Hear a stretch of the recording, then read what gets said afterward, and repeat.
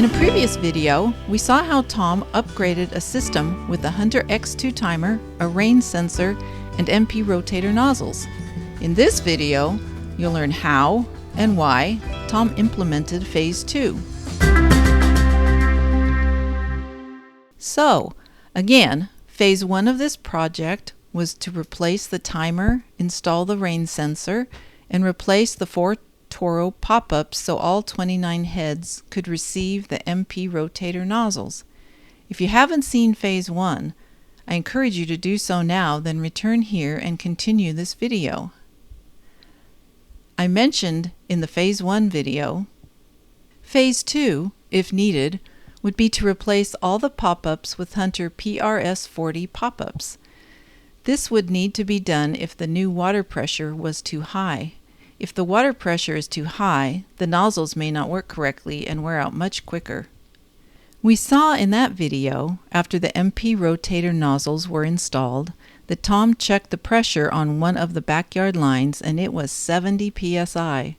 What he didn't show you was that the other line was even higher at 80 psi. That's twice what it should be at 40 psi. MP rotators have tiny mechanisms inside them, and over time they'll wear out much quicker at such high water pressure. So here we are, Phase 2. The first thing to do is to go around and dig up each of the heads as best as possible with a round point shovel. Next is to lay out all the PRS40 4-inch pop-ups.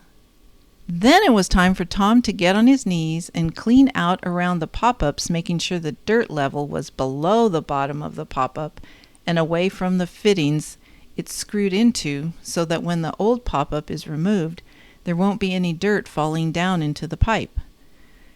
In this instance, the owner followed behind Tom's digging and did most of the cleanouts to save himself some money.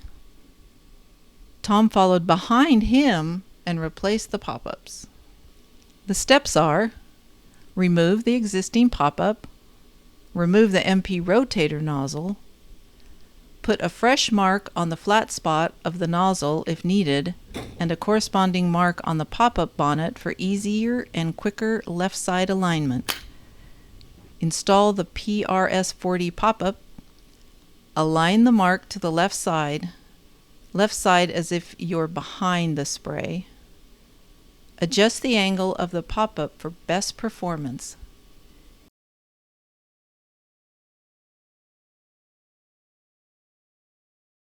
After the pop-up is situated properly, then backfill the dirt and sod. Once the heads are all replaced and backfilled, then it's time to adjust them. One thing to keep in mind is that we originally installed these nozzles on heads that had no pressure regulators installed in them, and now these new pop-ups have 40 psi pressure regulators built in. This is going to change the dynamic of the sprays. In some cases, it may mean that a few of them won't spray as far as needed, and we'll need to replace them with the next size up. I explain in a separate video how to adjust the MP rotators, so I won't go over that here. Since the nozzle's arcs were adjusted already with the original installation in Phase 1, the adjustment time went pretty quick. It was mostly just a matter of left-right tweaking and checking to see if they're all spraying far enough. There were 2 that needed to be upgraded to the next size up. Pretty good out of 29. Well, it all looks great. Phase 2 is complete. Now we'll watch over the next month or so to see if any dry spots occur, which would require a Phase 3, which would possibly be moving or adding heads if adjusting or upgrading the nozzles isn't enough.